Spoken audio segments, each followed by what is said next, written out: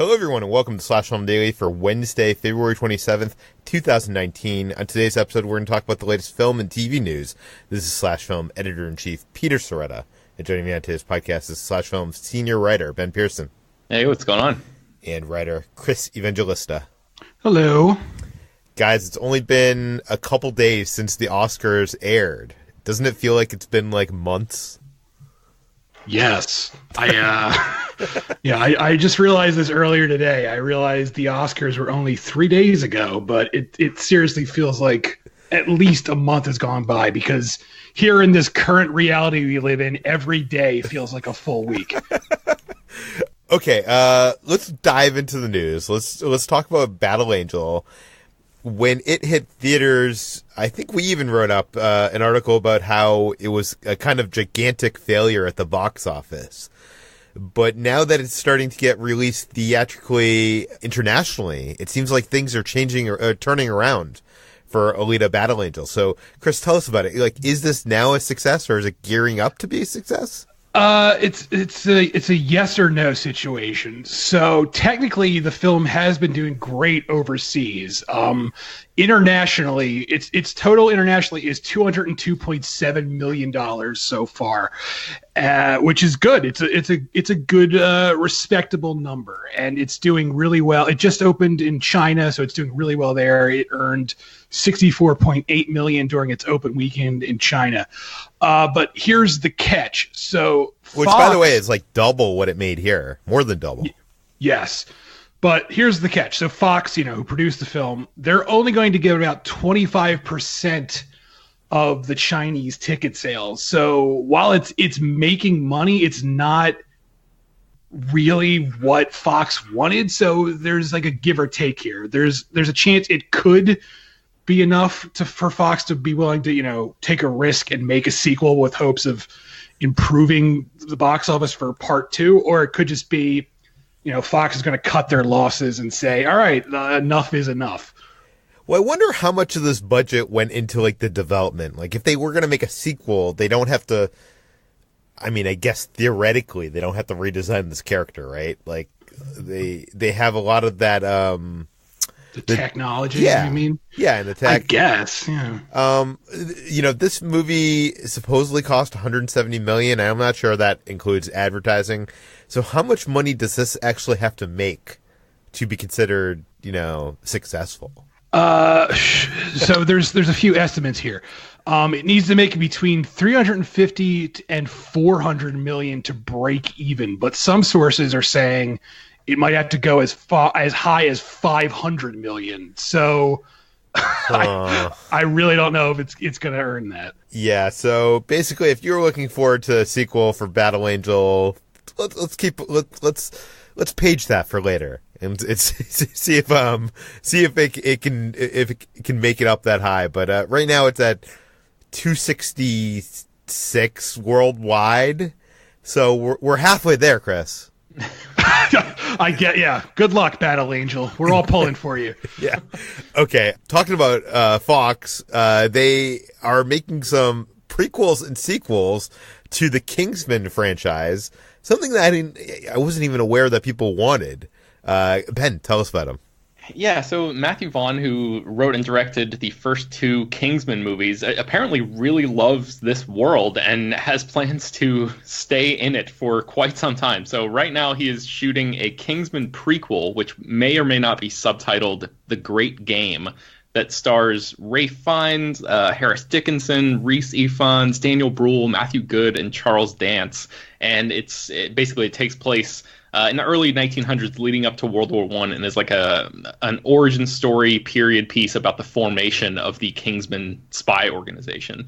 That movie was originally going to come out this November, but now it has been pushed back to Valentine's Day 2020.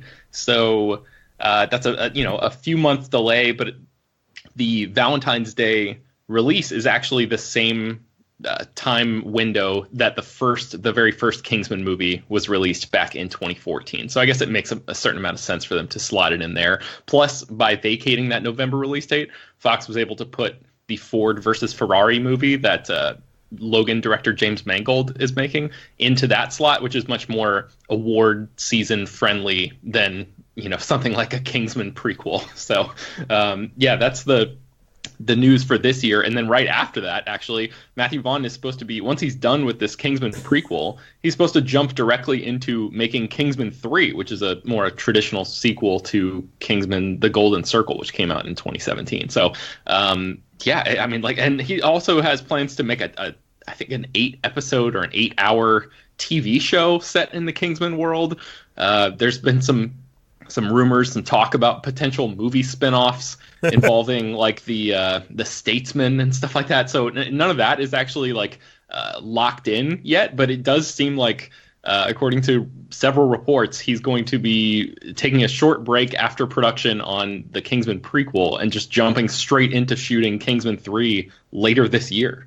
This is crazy because it seems like this is becoming like Matthew Vaughn's like Avatar. It's going to suck up the rest of his filmmaking career. Like, I remember seeing that original film and I was like, oh, this universe could be a big thing. And then the sequel came out. I never saw it.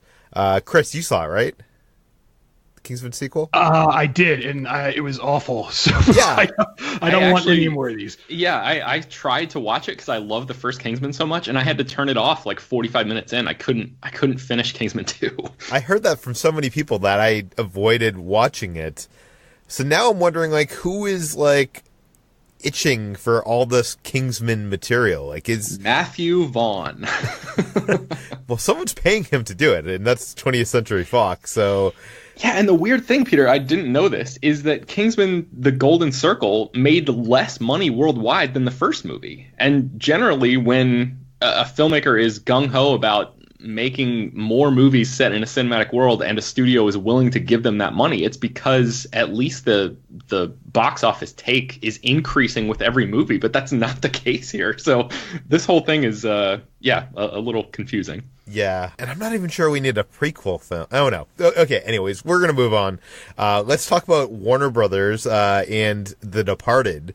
There was this Kickstarter that, actually, I'm going to start that again. Let's talk about The Departed, something that is very topical, not at all. There was recently a Kickstarter that was, that popped up from someone who wanted to remove a certain scene or certain part, a certain character from the movie. Chris, what is going on here? At the end of The Departed, Martin Scorsese's Oscar-winning gangster epic starring Leonardo DiCaprio and Mark Wahlberg and a whole bunch of other people. At the very, very end, there's a shot where a rat scurries across a railing, and it's very on the nose because the whole movie's about rats and people ratting on each other. And a lot of people don't like that last shot. Some people think it's way too on the nose. I'm fine with it because I think it fits the tone of the movie, because the tone of the movie is overall surprisingly funny. It's almost a comedy, and I feel like that was Scorsese underlining the fact that this movie is supposed to be amusing, and here's a rat, it's on the nose, but who cares? But many people feel like this one little moment, it's like a 2-second moment, ruins a masterpiece. Yes, well, those people are silly. And one of those silly people is Adam Sachs, and he launched this Kickstarter, which was partially all in good fun. It was in jest, but the gist of the Kickstarter was he was trying to raise money so he could digitally erase the rat from the final moment of The Departed to make what he considers an otherwise great movie, perfect. He thinks removing the rat would make The Departed 100% perfect, unlike now where it's only, I guess, 99% perfect in his eyes. And so he launched this on Kickstarter. It got a lot of feedback because it was amusing, and a lot of people, like you said, don't like the rat. And it was up for a few days, but now it's official. Warner Brothers has had enough of these shenanigans, and they've shut the Kickstarter down due to copyright issues. And so Adam Sachs posted an update. He updated the video he made. He posted on Twitter and announced that it's officially shut down as of now. And that's the end of this Kickstarter. And Warner Brothers will not be playing along with this game any longer. So I guess the lesson here is if you want to do a fan edit of a movie, don't launch a Kickstarter that is a money-making endeavor. Yeah, I would say that's the that's the moral of this story. I mean, not that a fan edit is illegal in any sense, or distributing a fan edit, I guess, but I know there's whole communities out there, like forums and BitTorrents and stuff. And I know some of my friends, I have re-edited movies, and I've watched screening, famously Topher Grace re-edited the Star Wars prequels into one, 2-hour movie.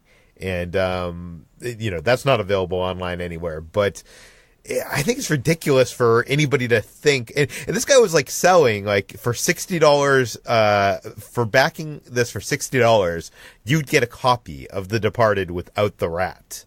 Ben, would you pay $60 for that?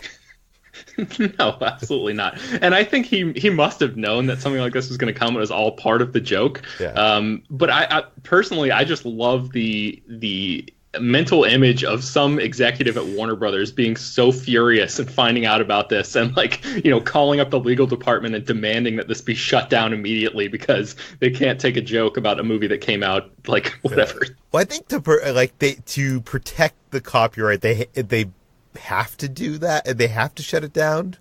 Yeah, I think you're right. The interesting thing about this Kickstarter was the video. Did either of you watch the video that was attached to this Kickstarter?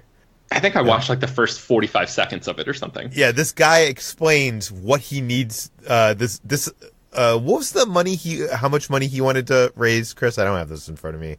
Do you know? I think it was about $6,000. That sounds right. Yeah, and he detailed every bit of it. He was like, It was $4,000. $4,000. He detailed he was like, I need $20 to go buy The Departed on Blu-ray. I need to buy, I need $200 to buy a Blu-ray drive for my computer to rip it. I need. And he went down every single detail of what he needed the money for to remove it, which is funny because I feel like someone out there could probably just do this in a matter of 10 minutes if they know what they're doing, to just kind of Well, someone actually did do it. I guess they saw the Kickstarter and they immediately jumped online and did it, I guess, as to head the Kickstarter off. And Adam Sachs, to keep things extra cheeky, he said, well, this isn't really official because Martin Scorsese shoots everything on film and this is digital, so I'd want to render this back into film for it to be real. This is ridiculous. Ben, does the rat bother you? I am one of those people who feels like it's a little bit too far. I think we were having a conversation about this on our /film Slack channel, and Jacob, I think, said something about how the movie is not subtle, and this rat is one final instance of the movie just not being subtle in its messages. And I am sort of the opinion that the final 10 minutes of The Departed, where 80% of the characters get shot in the head one after the other, seems to be a sledgehammer enough. I don't really think you need the rat there, but I'm certainly not going to sign a petition or back a Kickstarter to get rid of it. I know I was trying to look up to see if Scorsese, he doesn't do many interviews, and I don't think he's ever talked on record about this rat. I wonder, Chris, I know you read a lot more of the interviews and stuff than I. Have you read anything? Has he commented on the backlash or what his intentions? I mean, although the intentions seem pretty obvious to, I think, all of us. No, I actually, even when I was writing this story up, I was scouring the internet to find a comment from him on it, and I couldn't find anything. So, but he's also, not one to, I mean, he's done a few commentary tracks, but he's not one to, go into such detail as that. So I'm not 100% surprised. I don't know. I think it's calculated. I think he wants to leave it on a moment of levity after there's kind of a lot of thrilling drama in that last third act of that film, as I remember. I didn't hate it. I don't know. I don't know why people are so bothered by this rat, but those people are never going to get the fan cut of the movie without the rat. So there you go. Let's move on to Puss in Boots 2. This is a movie that I is a sequel to a DreamWorks animation film, a Shrek spinoff, something I've never seen and never wanted to see, and I didn't think I would be interested in a Puss in Boots sequel, but now I am. Ben, why? Well, it's because Oscar-winning director Bob Persichetti, who is one of the three guys who co-directed Spider-Man Into the Spider-Verse, is now directing DreamWorks' Puss in Boots 2. The first movie, Peter, is actually not terrible. It's I only saw it once in the theaters when it came out in 2011, and it was surprisingly fun. I think you would probably enjoy it. There's a lot to like in that movie. Antonio Banderas voices the title character, who's like this swashbuckling cat who first appeared in Shrek 2 and then showed up in the subsequent Shrek movies. But yeah, Persichetti, who actually served as the head of story, and he voiced a small role in that first Puss in Boots movie, is now rejoining the franchise all these years later to bring the second film to life. I think I have seen like half of this movie. Like one year at like CinemaCon or one of those events, they showed me the first half of the movie, and it was quite fun. And I think this was the first movie that Guillermo del Toro, when he signed his deal with DreamWorks Animation to become a consultant, this is one of the first that he was like strongly involved in. And I feel like at least in the first half that I saw, you could feel some of those touches from him. Chris, have you ever seen the first movie? No, I have no interest in it. I'm not a fan of any of the Shrek movies. Does this director give you any more, like, does this make you any more interested to revisit it and watch the sequel? Absolutely not. No, I don't care. So there you go. There you have it. Bottom line, you're still not interested. So who would have to get involved in the Puss in Boots sequel, Chris, for you to even watch it on the screener? No one. I have no interest in Puss in Boots. I'm sorry, but I can't imagine any like universe where I'm like, yes, the new Puss in Boots movie is coming out. I can't wait to watch it. I can't. I mean, Chris, you said the same thing about Detective Pikachu, I think, at one point. I mean, I was never 100% no on that, but this, I'm going to put my foot down right now and say, I have no time in my life for Puss in Boots. I'm sorry. Yeah. I loved Spider-Verse so much. As everybody out there knows, it was my favorite movie of last year. And just how bold, how funny, how it's just interesting. I'm hoping Bob can bring some of that to the Puss in Boots franchise. Did those words just come to my house? Come out of my mouth? I don't know. It's okay, let's move on. Talking about franchises, let's move on to Hellboy. They are making a reboot, which I think we've all commented on the trailer when it came out. It looked kind of generic and maybe like it was trying to appeal for a broader audience. We now know the rating for this film. And Chris, is it PG? No, it is R. Neil Marshall, the director, and even David Harbour have been saying all along they were going for an R rating, and now it's official. The film has been rated R for strong bloody violence and gore throughout, and also language. So there you have it. This ain't your granddaddy's Hellboy movie, kids. This is going to be rated R. What's weird is like Guillermo's Hellboy movie looks a lot more gritty than this one does. Right? Like, yeah, I didn't see anything in that trailer that made me be like, oh, this is going to be really violent and dark, but, maybe it's just a bad trailer. I hate to turn this into the episode where it becomes the, like, episode about sequels or reboots that we just don't care about, even with news that should make us care, like, the Kingsman prequels and sequels, Battle Angel sequels, this Hellboy reboot and the Puss in Boots 2, but like, does anybody care about this Hellboy reboot? No.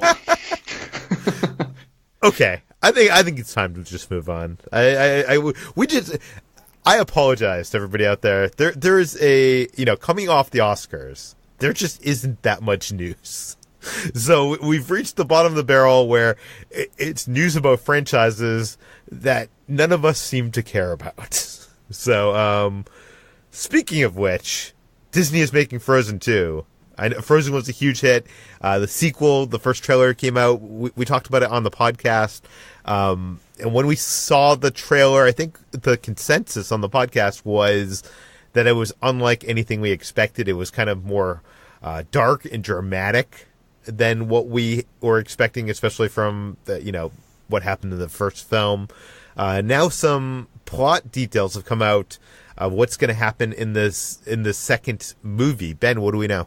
Yeah, so Frozen, the first one, is the highest grossing animated movie in history. And despite that fact, the plot for Frozen 2 has been largely kept under wraps. Even with that trailer, that teaser, we don't really know much about what is actually going to be in this movie. But on a recent episode of the Fine Tuning podcast, a couple of bloggers, Jim Hill and Drew Taylor, who are both big Disney people, and they've broken several Disney-related stories in the past, have laid out what they know about the Frozen 2 plot. So if anybody wants to go into Frozen 2 completely fresh, maybe stop listening now.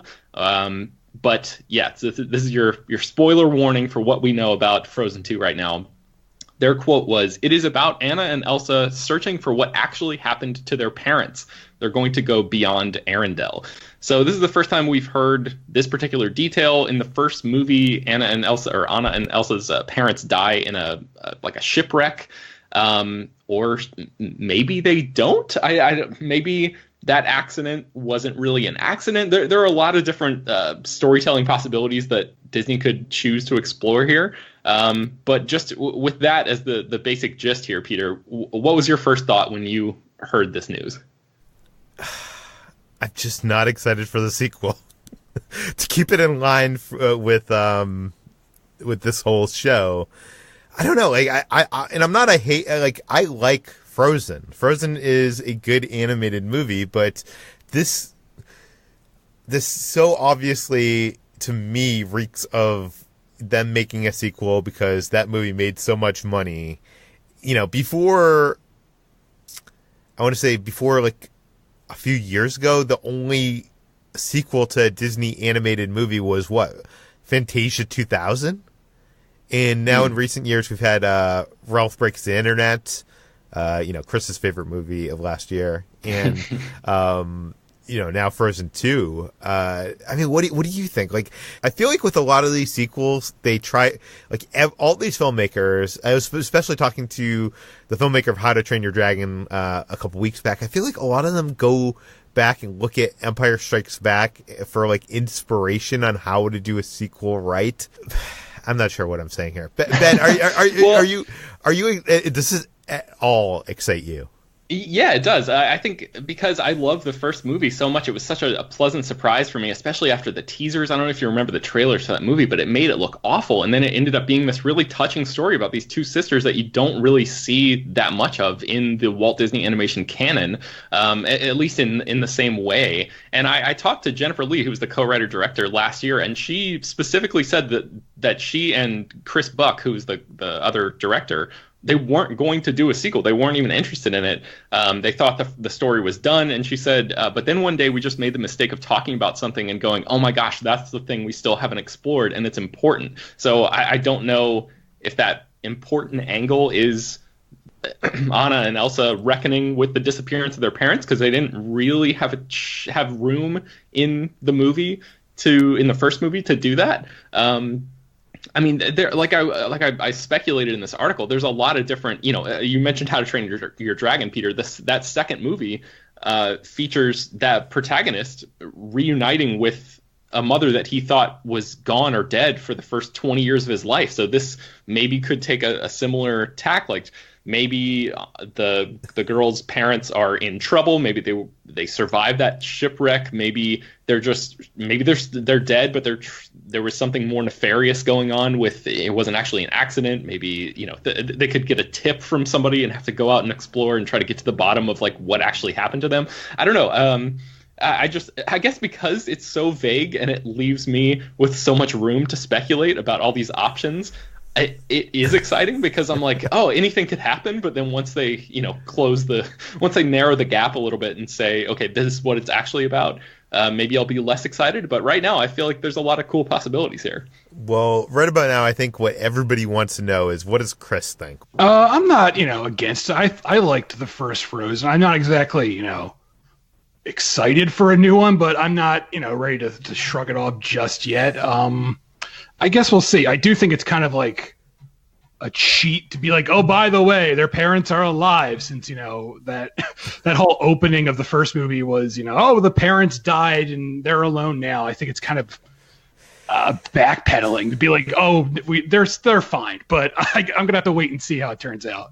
Yeah, that's just speculation on my part. They could just be trying to find out what actually, what caused the shipwreck or something like that. They may not be alive, but that's just they're gonna be alive, Ben. This is so obvious, and they're probably gonna control the other seasons or something, right? Maybe. Or does Elsa now get control of other seasons other than Winter? She goes to a place and it's the Professor Xavier School for gifted students, gifted youngsters who can control the weather. Yes. Okay. That brings us to the end of today's Slash Film Daily. I apologize that we were not enthusiastic on today's show about any of this, except for maybe Puss in Boots 2. I'm actually genuinely excited for Puss in Boots 2. You gotta watch that first one. Let me know what you think about it. Yeah, I'll have to revisit that definitely before this one comes out. Wait, do we even know when this is coming out, Ben? No, we don't. There's no release date yet. Yeah, so them announcing this means it's probably a few years out. So I have a couple of years to go. So I will watch. I promise you guys, I will watch it before the release of this film. Where can we find more of your stuff online, Chris? Sorry, I was on mute. I am at slashfilm.com every day, and I'm on Twitter at Evangelista413. Ben, where can we find you? I am also at slashfilm.com, and you can find me on Twitter and Instagram at Ben Pears. And you can find me at slashfilm on all social media. You can find all the stories we talked about today in the show notes and on the website. This podcast, Slash Film Daily, is published every weekday on iTunes, Google, Overcast, Spotify, all the popular podcast apps. Please feel free to send us your feedback, questions, comments, concerns to us at peter@slashfilm.com. And please head on over to our iTunes page. Rate us give us a 5-star rating. Tell your friends. Spread the word. We'll see you tomorrow. At some point, weren't they going to make a Departed sequel? Chris, do you remember this? I do. I think there was even a script from the same writer of the first film, but I just don't think it ever came to pass. Obviously, I think they gave up on it. Do you think the Departed sequel also saw the return of the rat? I think that was the plot of the sequel. The rat gets really big and takes over Boston. That was the subtitle. The Departed 2, Return of the Rat. Yeah.